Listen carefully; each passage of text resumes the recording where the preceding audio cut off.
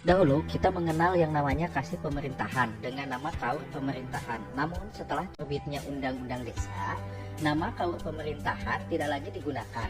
Jadi semestinya kita harus lebih membiasakan diri untuk mengubah nama panggilan tersebut sesuai dengan regulasi yang ada. Lalu, apa sebenarnya yang dimaksud Kasih Pemerintahan? Dalam Permendagri yang mengatur masalah susunan organisasi dan tata kerja pemerintahan desa dan juga tugas serta fungsi KAUR dan KASI, dikatakan bahwa kepala seksi pemerintahan desa adalah salah satu unsur pelaksana teknis yang membantu kepala desa untuk melaksanakan tugas operasional, di mana hal ini diatur dalam Permendagri nomor 84 tahun 2015 pasal 5 ayat 1. Sedangkan dalam Permendagri nomor 20 tahun 2018, tepatnya di pasal 1 ayat 18 dikatakan bahwa kepala seksi yang selanjutnya disebut KASI adalah perangkat desa yang berkedudukan sebagai pelaksana teknis yang menjalankan tugas PPKD. Lebih lanjut, kita akan membedah satu persatu secara lengkap dan tuntas dari kedua Permendagri di atas. Dilihat dari tugasnya sebagai pelaksana operasional, maka Kasih Pemerintahan seperti yang diatur dalam Permendagri nomor 84 tahun 2015 pasal 9 ayat 3 huruf A, kepala seksi pemerintahan desa memiliki tugas sebagai berikut. 1. Melaksanakan manajemen tata praja pemerintahan. 2. Menyusun rancangan regulasi atau peraturan desa.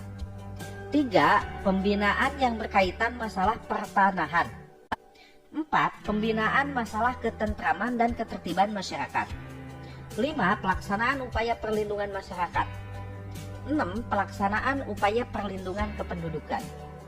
7. Penataan dan pengelolaan wilayah dusun serta 8. Pendataan dan pengelolaan profil desa.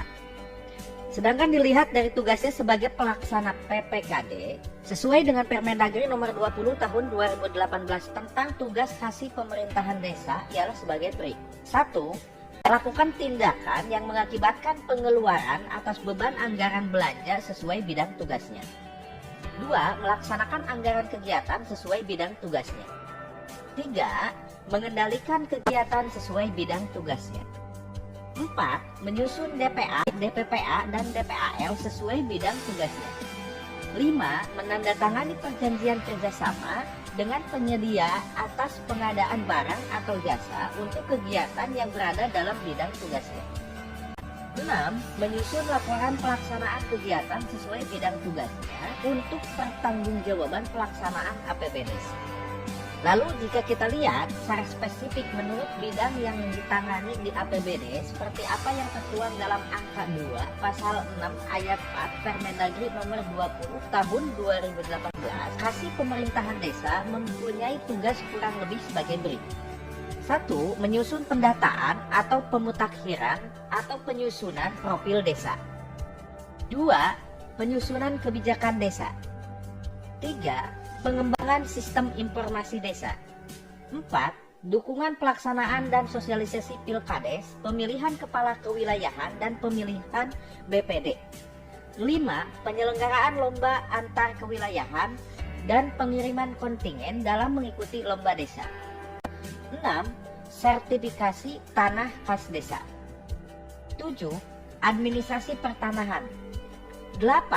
Fasilitasi sertifikasi tanah untuk masyarakat miskin. 9. Mediasi konflik pertanahan. 10. Penyuluhan pertanahan. 11. Administrasi pajak bumi dan bangunan atau PBB. 12. Penentuan atau penegasan atau pembangunan batas atau patok tanah desa. 13. Pembuatan atau pemutakhiran peta wilayah dan sosial desa. 14. Penyusunan dokumen perencanaan tata ruang desa. 15. Pembuatan rambu-rambu di jalan desa. 16. Penyelenggaraan informasi publik desa. 17. Pengelolaan dan pembuatan jaringan atau instalasi komunikasi dan informasi lokal desa. 18. Pengadaan atau penyelenggaraan pos keamanan desa. 19. Penguatan dan peningkatan kapasitas tenaga keamanan. 20. koordinasi pembinaan ketentraman, ketertiban, dan perlindungan masyarakat. 21. Pelatihan kesiapsiagaan atau tanggap bencana skala lokal desa. 22. Bantuan hukum untuk aparatur desa dan masyarakat miskin. 23. Peningkatan kapasitas kepala desa. 24. Peningkatan kapasitas perangkat desa. Dan 25. Peningkatan kapasitas BPD.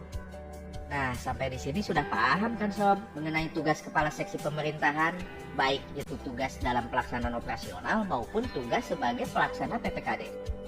Untuk selanjutnya, jenis buku apa saja yang wajib dikerjakan sebagai laporan? Jika Anda menjabat sebagai kasih pemerintahan di desa, berikut ini contoh format buku kasih pemerintahan yang wajib dikerjakan sebagai yang tertuang dalam Permendagri nomor 47 tahun 2016 tentang administrasi desa.